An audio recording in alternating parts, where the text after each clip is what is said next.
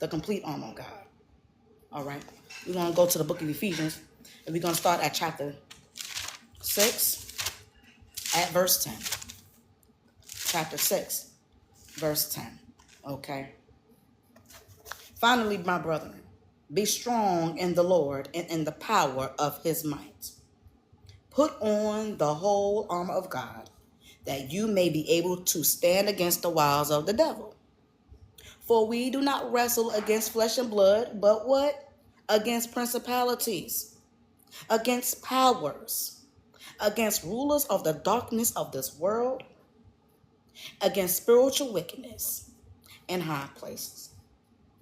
Therefore, take up the whole armor of God, that you may be able to withstand in the evil day, and having done all, to stand. Now, we're going to talk about the armor, starting at verse 14. Stand therefore, having girded your waist with truth. My God, today, do you think that it is a mistake that the armor started with what you are girded in? What do you gird up? The word says gird up your loins. What are your loins, man and woman of God? What are your loins, chosen one? What is your loins, divine one?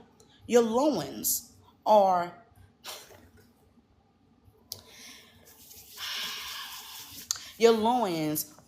your reproductive organs. You understand? Your loins are the parts that are below the belt. Okay? You are protecting that before you protect anything else. Why? Because what you birth out, the seeds that you sow concerning your family lineage, is directly influenced by who you share your truth with.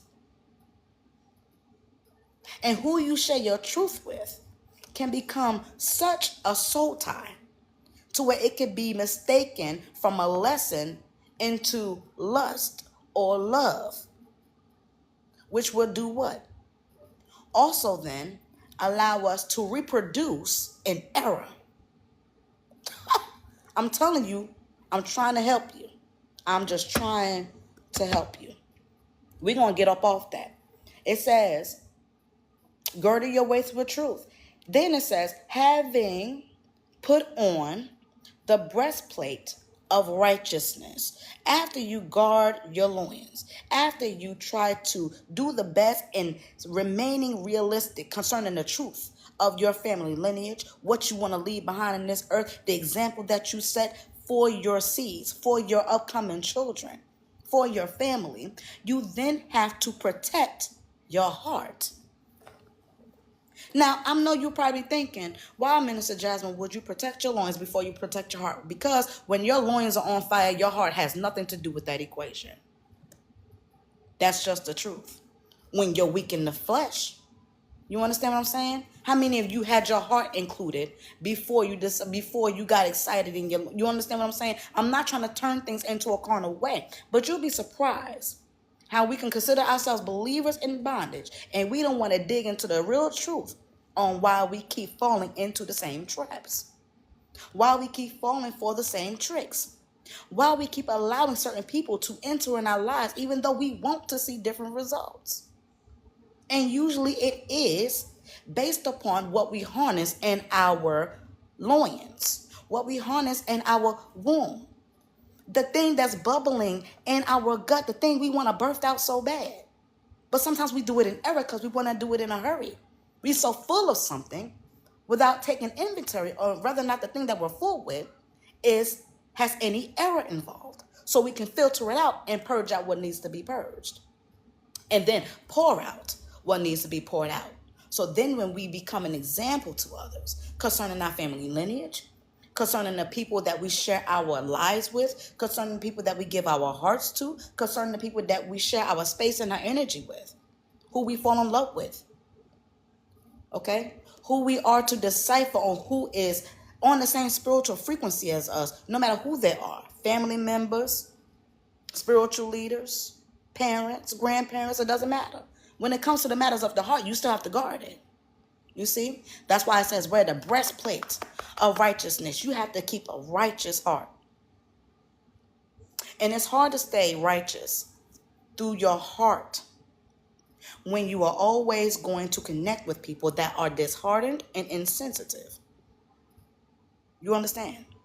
There is nothing more to it. And then it says what else? And having shod your feet with the preparation of the gospel of peace. Having shod your feet with the preparation of the gospel of peace. That means you have to walk in the manifestation gospel of the word that gives you peace. So that when you get that peace, you can walk in that peace. Then you can talk in that peace. Then you can exemplify in that peace. Then you can live in that peace. Then you can start to receive peace. You can start to be peace, not only for yourself, but for your children, for your lover, for your parents, for your co-workers, for your bosses, for your spiritual leaders, the people you go to church with, the people in the community, people you run into at the store. And then for your entire family lineage, the ones that are to even come. You start to set an example because of how you chose to walk a path of righteousness and manifestation peace of the gospel of the truth of the word. Does that make sense? So how you walk this life has a lot to do with how people are going to view you in this world. No, we shouldn't care a whole lot about what people think about us. Absolutely not. Thank you for the likes, by the way. No, we should not care much about how people think about us, but we should take enough of how people view us as an inventory, as a reflection of what we're showing them who we are. Does that make sense? And if it comes back as a result that we don't like the reflection of who we are to other people, it's not about changing for them. We change it for us. You change it for you, divine one. You don't need nobody's permission. You don't need to put out a forecast. You don't have to tell anybody what you got going on. You have no business, you have no reason to tell nobody your next move, especially if it's going to work out for your good favor. And especially on top of that, if you're not sure if they're really going to be on board with you. If you're not sure on whether or not they're going to try to become a stronghold in your life to keep you from moving to the next level, because some people will try to create a stumbling block in your life just so you don't leave them behind. You hear what I'm saying? And I'm going to leave that alone because that's going to mess me up. I'm just going to put me in a whole nother direction. Then it says, above all, like if you don't do nothing else, okay? Above all, taking the shield of faith with which you will be able to quench all the fiery darts of the wicked one. Now, we're talking about believers in bondage and how to stay a believer that frees themselves from bondage, okay? So it says, above all, taking the shield of faith, which you will be able to quench all the fiery darts of the wicked one. That means what I was talking about earlier about our faith is always being tested whenever we're facing adversity, right? So our faith will absorb the wickedness, the fiery darts of the wicked one. All of the attempts of those carnal, trying to find all of our carnal weaknesses or all of our spiritual weaknesses or the parts of our spirits that's not strong enough to have dominion power over the weakness of our fleshes. There will be darts thrown at us, and our faith have to absorb it. It has to be a shield to block off the piercing of our spirits, making us weak in our flesh. Does that make sense? I hope that helps somebody. Okay, and it says here in 17, and take the helmet of salvation.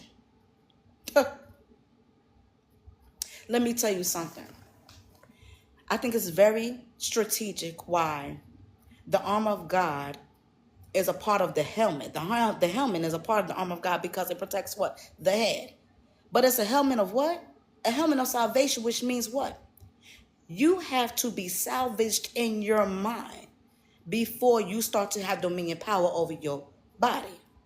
You see, before you start to create spiritual strength. In order to have a shield of faith that absorbs the fiery darts of the wicked. You understand? So here we go. And the helmet of salvation and the sword of the Spirit. Your head protects you. It protects your thoughts. It protects the ways that we think is going to be right to us. It says in the book of Proverbs, if I'm not mistaken, that there is a way that seems right to a man, but its end is the way of death. You see, that's not something we have to worry about if we're wearing the helmet of salvation, because there's nobody in there. There's nobody there to make us try to conform the way they see things. You understand? And then making us rethink that, okay, whatever we're doing, because somebody else is doing it, or because so many people around me is doing it, I should be okay to do it too. You know how easy it is to link up with people that's doing the same sin you wish you can do, but you can't afford to do it because God has his hand on you a certain way. Okay, he got a hold on you in a particular way. He's holding you responsible differently. It's more expensive for your soul for you to do it. So you can't just do what other people are doing, right? That's why the word says, be not conformed to this world, but by the renewing of your mind. See, you cannot dismantle the harm of anybody's mind that has truly been salvaged because it was renewed and not conformed. Do you understand? So, that's what the helmet of salvation does. And the sword of the Spirit. This is the sword of the Spirit. The holy word, right? Does it not cut like a knife for people that don't want to see the error of their ways? You see what I'm saying? It's a spiritual knife. It's a spiritual sword. It cuts deep. It's going to make some people bleed in places they didn't even think. They thought they was done with surgery. They thought they was done with their healing process until you came and cut them with the sword of the Spirit. Not on purpose. Not for the intention to harm, but to correct things, because we don't want people to be believers in bondage, because we know what it's like to be believers in bondage. So when we get salvaged, when we get transformed, when we get changed, when we understand the error of our ways, we wouldn't dare want to keep what we taught, what the Lord taught us to ourselves. We want to teach others. We want to be like, no, that's not the right way to do it. That's not the right way to handle me. That's not the right way to think about that. I understand why you think that way. However, let me help you in understanding it like this. Like there was this guy. I'm going to tell you this. This is a true story. There was this guy that wanted to try to date me, right? And he was a good-looking brother, a police officer or a security guard or something. And I'm a type of woman that asks hard questions, right? I ask very unique, hard questions because I need to know what type of man you are, right? And so I asked him, and I said, what type of woman do you like? What type of woman are you looking for? What type of woman really pulls your heart in? He said, I really don't know. I don't have any particular woman, right? Now me, in my spiritual smart behind, I know better than to believe a man to say he didn't know what type of woman he wants. He probably do. He just know that doesn't fit my personality. So he doesn't want to offend me by saying, oh, I want this type of woman, knowing that I don't fit that personality. So he just kind of like trying to cover that over in case he says something offensive, so I don't feel unqualified, or I don't unqualify him, right? That's what men would do. They'll do silly stuff. Anything to make it look like they're good enough for you. But anyway, I said, you know how I know that is not possible? And I said his name. You always say a man name when you correct him. You do it real nice and sweet so they don't feel too small, but you do it to let them know I'm serious with you right now, so I'm going to need you to meet me where I'm at, right? So I told him, I said, Andre, do you know how I know that is not possible, Andre? He goes, how do you know that? I said, well, if you go to a car dealership and you're looking to drive a vehicle, you want to drive it out, you got an investment for the next 4 to 5 years, you know how much money you want to put down on down payment, are you going to tell the salesperson to give you any car on the lot? He goes, oh, I see what you mean. He didn't even want to hear the rest of it, because I immediately brought that back into reality. I immediately made it make sense, because as a man, there's no way you don't want proper resolution for situations that you know you have a problem with. If you know you don't have a car, you're going to want to go to a dealership. You still going to want a particular car. I don't care what your budget is. It's still certain cars that are out of the question, and there's still some cars that you need that you know is going to be a good car. You're going to at least go there and say, I don't want no Ford. Show me anything but a Ford. You understand what I'm saying? So give me anything but a drug dealing woman. Give me anything but an overweight woman that's obese, whatever. So the fact that he didn't say, he said, oh, I don't know. I'm like, he must think I'm a fool. And my sister, the ones that's listening right now y'all ain't no fool either, because y'all going to use that. Just like old girl Janae said, yeah, use that, please. But be ever so sweet to him. Be ever so sweet. Don't forget to use his name now. His ears going to perk up, I promise you. Mother in Zion just taught you something. Free 99. God bless you. But anyway, it says, take on the helmet of salvation and the sword of the Spirit, which is the word of God. It surely explains that. Praying always with all prayer and supplication in the Spirit, being watchful to the end with all perseverance. There's that word again, perseverance. And supplication for all the saints, and for me, that utterance may be given to me, that I may open my mouth boldly and make known the mystery of the gospel, for which I am an ambassador in chains, that in it I may speak boldly as I ought to speak.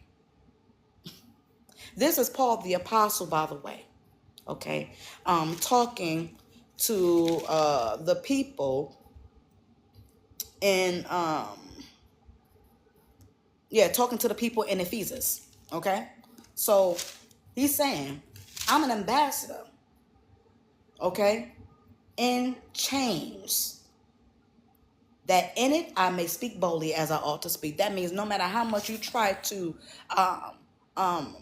keep me bound or keep me connected in some level of bondage or immobility, I'm still going to be able to use my mouth and speak the ultimate gospel of the truth. You understand? Nobody's going to be able to stop me. You can stop me from moving. You might be able to stop my head from swiveling around and looking around in any direction. You might be able to give me something to keep me from using the sense of my smell. You might stop me from using my hands. You may be able to stop me from fighting a particular fight. But what you can't do is stop me from moving my mouth. And that's what people are going to hate the most about you, Divine One. But when you in bondage, you are going to stay silent out of fear, wondering what everybody else thinks. You understand? Now, let me go into this now. We're going to finish this up.